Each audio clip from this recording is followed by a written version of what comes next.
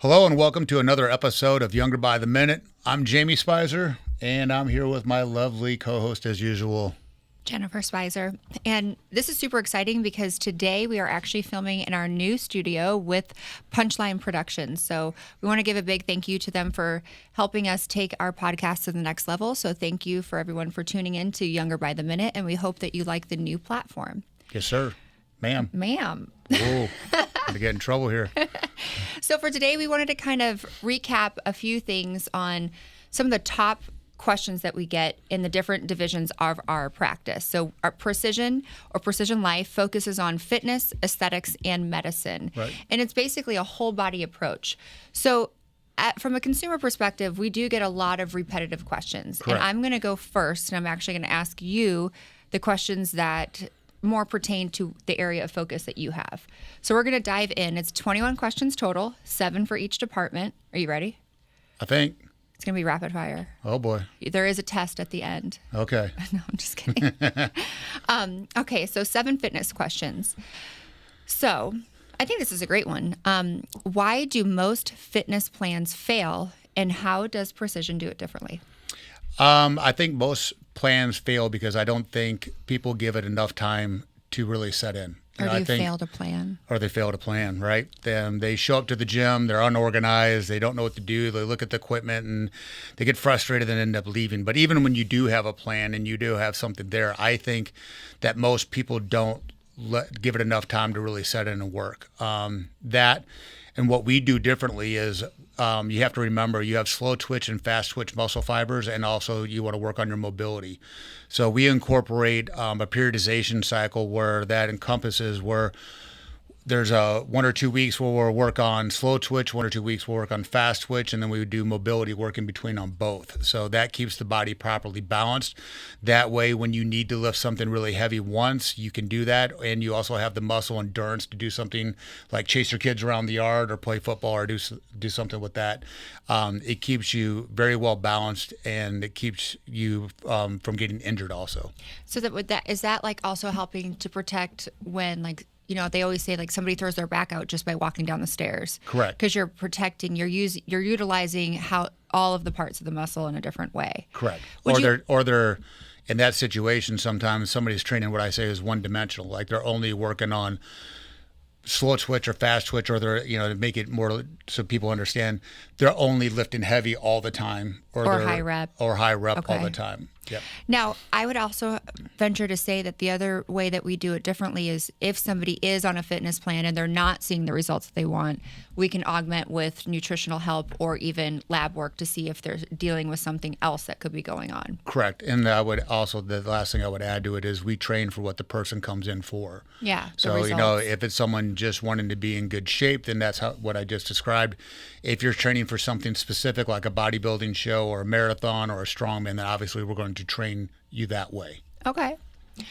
The second, one of the most common questions that we get is what role does muscle play in longevity, fat loss, and hormone health? All right. So I'll first start off with the fact of muscle. Remember, you burn more at rest with the more muscle that you have, right? So meaning like your metabolism is higher. Your basal metabolic capacity to burn calories at rest is higher with the more muscle that you carry. So doesn't mean you got to be jacked like a bodybuilder. It just means that you don't want to be skinny fat either. So, the more muscle that you have, the more that you're going to burn at rest, which also means that you have to eat more too to keep that. So with that, that's going to help with the fat loss side, which is also going to help with the longevity side, because obviously the leaner that you are, more muscular you are, and the less body fat you are carrying, the less susceptible that you're going to be at risk of like diabetes or other health concerns that you're going to have. And also by working out and keeping muscle is also going to bring stress down in the body, which is another reason why people have health issues, is because of the inflammation that goes in within the body. And as far as hormone health, one thing for these guys that like to skip leg day, this is why you don't skip leg day. Legs, when you train legs, produces the most IGF-1. IGF-1 is the biggest growth factor within the body. So everybody that's chasing over more testosterone, what you really want is more IGF-1. So if you want to grow and you want to be leaner, then just like you can't build a solid house without a solid foundation, you start with the foundation, which is the legs. Yeah, and then the more fat that you have, the more estrogen you're going to have. Free floating estrogen yeah, within so the then body. therefore, and that estrogen is a wide topic. We'll have to do a different day, but Right. yes. Okay, so number 3, can you be fit but metabolically unhealthy? Take a look around in any gym. Well, let's dig into that. So like a runner is fit, and not all runners, but if you're not feeding the body, if you're too catabolic, right? Correct. Yeah. So you can be fit, you can be in shape, aerobically and anaerobically, but you could still have a thick waistline. Yeah. You could still be under eating. You could still have poor gut health, which is going to lead to unbalanced hormones, and it's also going to lead to not producing enough serotonin and dopamine. So even from a cognitive standpoint, it can impact that side of it too. So yes, you can absolutely be fit, but that's where blood work shines through too, is because, you could look healthy, and I will pick on bodybuilders right now with this.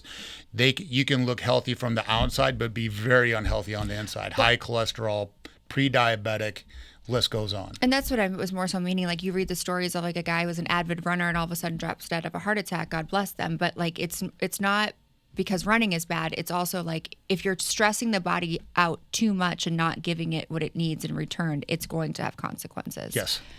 Okay. Number 4. What's the connection between strength training and mental clarity? This is when I learned in bodybuilding, to be honest with you. I learned that I can push my body. And actually, I take that back. I got to go all the way back to my hockey days. I learned that my body I'm capable of pushing my body farther than I realized. And going and breaking through those pain points elevated me to another level. Mm-hmm. So that mental clarity side, again, comes back to one. I think you're strengthening your mindset because you're showing yourself what you're truly capable of. You're showing yourself not to quit as soon as it gets hard or as soon as the pain kicks in. You push through those plateaus, but then also, like I talked about with was talking about with gut health, is when you're working out, you're getting a dopamine and serotonin kick also, which is also that feel-good hormone, which is also going to help you de-stress and everything else. So you're going to feel more clear-minded when you're done lifting. If you, like Tony Robbins always says, to change your state, change your state? To change your mind, you have to change your state, Mm-hmm. which is get up and move. It's the quickest form of changing the mood is to get up and move. Do you think that's because it helps bring you back like mind-body connection? Like I know that it always, I don't want to say drives you nuts, but like I will just start coming out with ideas and talking through our whole training session. Yeah. And it's because I'm finally creative and able, like, I don't know if it's blood flow getting to my brain or what it is, but I think something. you're de-stressing. I think you're able to unfocus on the stress or whatever's going on, and you're refocusing your energy on working out, mm-hmm. which then the creative side kicks in. Good. What should women know about training through perimenopause and menopause? All right, this is this one. All right, so one, you have to remember weights shape the body and build bone density. And I always say that cardiovascular conditions the heart.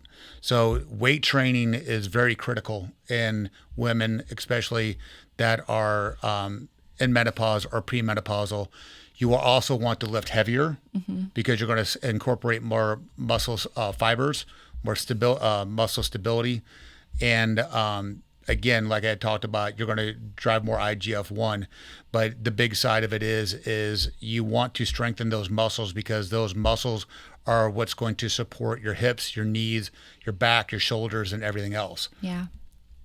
Yeah, and I think it's also really important for women to remember that because of estrogen, we recover faster. So I think that a lot of women are so afraid of lifting heavy because they think it's going to make them bulkier, when in fact it's going to lean them out because the more muscle mass they have, the less fat they're going to have, like what you said earlier. So I think that's a big, big thing. Correct, and you have to remember that women are lower in testosterone than men, so they're not going to build muscle as fast. Now, in my 20 years of training people, I can probably there's 3 women that I know of total that were able to pack some muscle on, but they're just very genetic freaks. One was a WNBA player, so professional athlete. Mm-hmm. How do you approach recovery and inflammation management through movement? I always talk about this. I guess this is kind of correlate with stretching. How do you stretch? And I always go back to, you don't want to stretch cold Laffy Taffy. You want to stretch warm Laffy Taffy. So when you're warming up and going through movements, you want to go through what's called dynamic movement. So like you want to go through body weight squats before you squat. Touching your toes and stuff like that. Again, you're dealing with a cold muscle, so you can actually create an injury because you're doing it that way. If you want to do static stretching, like touching your toes and stuff like that, do that after you work out. You don't want to do it before. Again, you want to do more dynamic movements for what you're getting ready to go through and train. That's kind of like why you always have me warm up with bands, and then after we'll stretch. And then you can use sauna. There's some people, there's a lot of controversy in cold plunging. I'm not for it post-workout, but you can do it in between. Like you can work out one day, cold plunge another day. That's going to get the inflammation down within the body. And then you also take a look at the recovery times. The standard kind of is 7 days for recovery for legs, 24 hours for arms because it's a smaller muscle group. So larger muscle groups require a little bit more time to recover than small muscle groups. Yeah. Or you can go to yoga with me. Yeah, you could do hot yoga. What does a Precision Life fitness transformation actually look like? The biggest thing, and believe it or not, is we're working on the mental side. I think, anybody can start a program, but it's what keeps people in the program, and that is the mental side. Not falling back into old habits, excuses, and triggers is the biggest thing. So we incorporate training. We incorporate mobility, cardio. We have access to dietitians. We have access to the medicine team. So the whole, I think, transformation is incorporating everything, getting the body rebalanced, getting hormones balanced, getting gut health balance, adrenals balance, and changing the way they think about fitness. Instead of thinking about it as a form of weight loss, think about it as a form of longevity for life. Yeah. But also all the way down to you can perform better throughout the day in the better shape that you are. So if you want to be a better salesperson, you want to be a better spouse, you want to be a better parent, then it all starts with, are you taking care of yourself first? Yeah. Kind of goes back to the rule of sometimes you have to be selfish to be selfless. I love it. All right. So now we're going to move into the medicine. And I think this would be good if we kind of just take turns with them, because I think some of them are definitely going to be more pertaining to you. So number one is definitely something that I think you should answer. And it's, why isn't weight loss just about eating less and moving more? All right. So that kind of goes back into, like I was saying, with the more lean muscle that you are and the more lean that you are, the more you need to eat. Right. So if you drive a 4-cylinder car, you're going to need less gas in a car than if you buy a car that is an 8-cylinder. Right. An 8-cylinder is going to need more fuel to go. So people always have been told to eat less than what they burn throughout the day, but nobody's ever told them what is too low. Kind of rule of thumb is anything under negative 500 calories on a daily basis. At some point, the ghrelin signal, the hunger signal goes out that you need to eat. And the body doesn't know if you're someone with an eating disorder trying to lose weight, or you just are ignoring it because you're busy. The response is going to be the same, which means your body is going to start to store fat versus burn fat. Now, the leaner you are, the faster that's going to happen, but the more body fat you carry, then the longer you can go with that. But as you lean down, then you need to readjust your food intake up and eat more as you lean down if you want to be more active. Well, and as somebody personally like myself that actually was too catabolic for too long, it actually, meaning like I was eating less and moving more, and that's psychologically what I thought I needed to do. It just made me store fat, and then eventually it made me stop having any adrenal function. So it downregulated everything, and so then you end up gaining weight. And it can be water weight, it can be other things, but the body is smarter than we are, and it's going to do whatever it needs to do to survive. 100%. All right, so I'll ask you this one. How do GLP medications like semaglutide or tirzepatide fit into a holistic plan? I think this is a great question and something that everybody needs to know. First, GLP stands for glucagon-like peptide. So it's something that's naturally occurring in the body. And due to the stressful lifestyles that we all tend to live, we tend to have excess blood sugar, blood glucose. We realize that when we wore our continuous glucose monitors.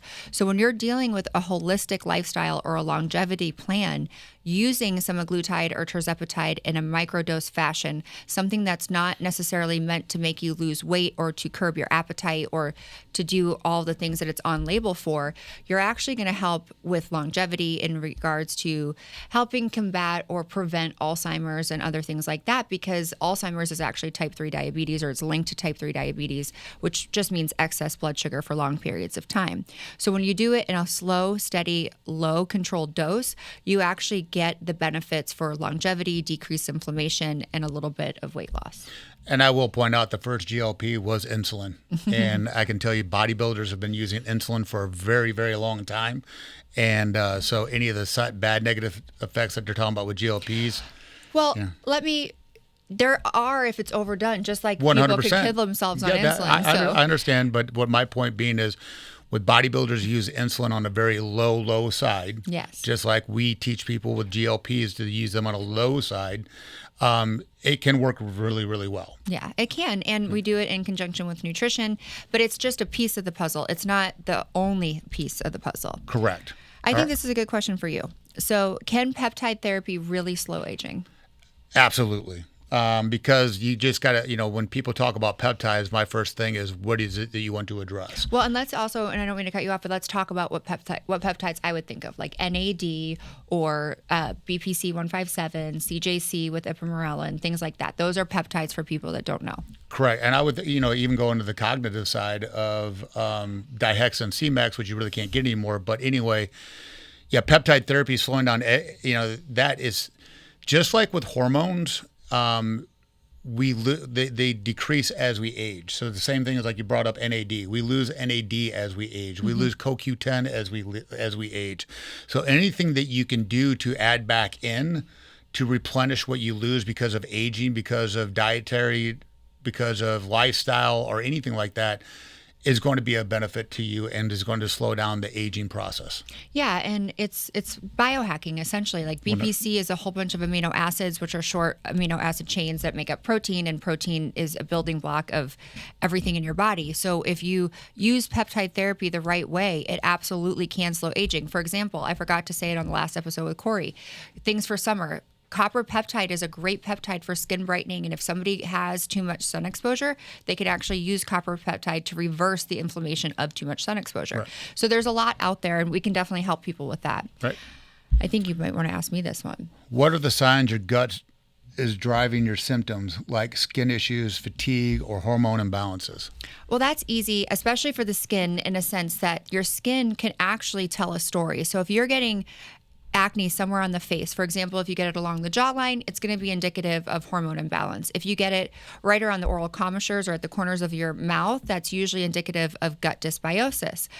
You can get it in between your eyebrows. That's usually your wine and dine area. That shows that you've really been eating and drinking things that you shouldn't be doing. Things like psoriasis, eczema, acne, those are all sensitivity skin conditions, and your gut is always going to inflame them. We have 4 organs of excretion: your liver, kidneys, gut, and skin. And if your other organs of excretion, like your more important ones, liver, gut, kidneys, are not working optimally, it's always going to show on your skin. And so I think if you have any type of skin issue going on, chances are you need to clean up the gut and probably the liver as well. Good. What is Precision's approach to sustainable fat loss and body recomposition? All right, the first thing is going to be is you'll meet with a dietitian, you'll meet with the medicine team. We're going to get lab work done, a full comprehensive panel. We're going to take a deep dive into thyroid. We're going to take a deep dive into insulin sensitivity, hormone balance, and then taking a look at all that. And then just like with the training, it's going to be a mindset shift. Mm-hmm. Getting people to look at things differently, just like you don't reward yourself with a free meal. We're not dogs. We don't get treats. Like, if your friends in town or family members in town and you just want to go eat, then go have a meal, but don't say it's a reward. Right. But the big thing is showing people how to eat to them too. So we learn what foods work best with that client. We also meet them based on what their profession and what is doable throughout the day. Some people can't have reheatable meals. They need something quicker on the go. So we make sure that we work with them to find those foods that work best with them, that doesn't disrupt their gut health. And then after we've repaired the gut and everything is going the way we want it to be, then we show them how to eat out at their favorite restaurants and find meals that doesn't disrupt the gut also. Well, I think you bring up a really good point. We really work to meet the patient where they are. So there's a variety of things that could be contributing to fat like gain and your body.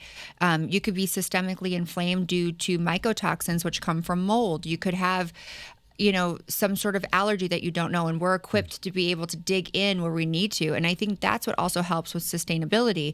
And then doing the nutrition, doing the lifestyle changes, making sure the serum labs, like all of these pieces work together. That's why our logo is interconnected. It's all connected. And I think we have to really make sure that people understand that you can't just do one thing and expect everything to change. No, and like I've told people, it's if your gut health is off, your hormones are off, you can do any of the fad diets that are out there. You're not going to get the ROI that you want versus the effort you put in, because you're working against those two factors. Mm-hmm. All right, this one's for you. How do you restore hormone balance through food, lifestyle, and targeted therapies? So I think it's really important for people to understand that their foods can actually be endocrine disruptors. So if you're eating a lot of processed foods, that's definitely going to change your hormones in a negative way. If you're eating nutrient-dense foods and you're eating in a timely manner, fasting might be a thing, but also not letting yourself go too long if you tend to be a more insulin-sensitive person. You really want to make sure that you're eating for your body and for your mind, and that's going to also balance your hormones. If you're too restricted, that's going to cause dysregulation. And you want to restore, like I love using certain foods like cruciferous vegetables help you methylate certain hormones down the right pathways. So it's going to help with skin and estrogen balance. If somebody is perimenopausal or menopausal, they could use things like squash, which actually can help release estrogen. So there's a variety of ways. It's kind of a loaded question. In regards to lifestyle, getting adequate sleep is essential. Making sure that you get outside in sunlight, making sure that you have time to de-stress, all of that is going to help balance your hormones. And then as far as targeted therapies go, that's going to be individualized based on what results show in labs or with peptides. However we need to do that. We do bioidentical hormones in a different way than others do to help follow their circadian rhythm. And I think that's a really big way of balance. Awesome. All right. So now we're going to get into the aesthetic. Wait. We have one more medicine. Sorry, we have one more. Jump here. What results have you seen by combining gut protocols with functional medicine and aesthetics? Well, this is basically the whole why for me. Yeah. My gut was off, so having allergies to dairy or gluten, things like that. But when you really clean up the gut and you really work at balancing hormones, you're going to have brighter skin. For example, if the gut is off and a female has pigmentation, like that melasma pigmentation mask, that can be related to gut health and hormonal dysfunction. So really digging in to figure out what's going on. If somebody has a thyroid issue going on, they're going to have hair loss. They could have thinner brows. They could have thinner eyelashes. They could have puffy eyes. The face and the skin is always telling a story. Yep. And if things are off on the inside, then you're going to accelerate aging, and it's going to be really hard for you to clear up those things. Awesome. All right. Now we're on the aesthetics. 7 more questions. All right. Number 1, what's the difference between traditional aesthetics and regenerative aesthetics? Oh, I love this question. So traditional aesthetics would be like your traditional fillers and neurotoxins, whereas regenerative aesthetics is where you get the ROI or return on investment. And so now we're moving into a different wave of aesthetics, and this is all regenerative. So we're using biostimulatory things like Radiesse, which stimulates collagen, 2 types of collagen, and elastin, which is really important for skin density and suppleness. It can actually even help create new blood flow, so you're getting new circulation to the skin. Sculpture is really good for bone regeneration. And then we're using devices. We're stacking treatments and layering treatments. So if you do something like Radiesse and then 2 weeks later do all therapy, you get even more regenerative effects. So it's really, really cool. And doing this is really nice because people are getting away from having that artificial fake look. They're being left with their own tissue when it's all said and done. It's working for me. You're doing a hell of a job. Oh, thanks. All right. Number 2, why do injectables look unnatural on some people, and how does precision avoid that? And so this is a great question as well, because when people look unnatural, it's because they're injected in a way that I like to call as chasing lines. So like if somebody has deep nasolabial folds, a lot of times back in the day, people would just chase the fold.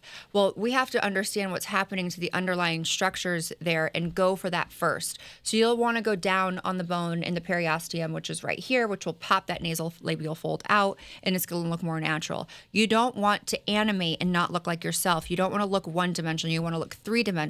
So coming from a three-dimensional approach and making sure that you're hitting all the layers that are aging and in a multifaceted way is going to make people look natural. When you're just filling the cheeks and not touching the temples or anything below it, people start to look unnatural because you're changing their dimensions. Right. And that's really why people look unnatural. Great.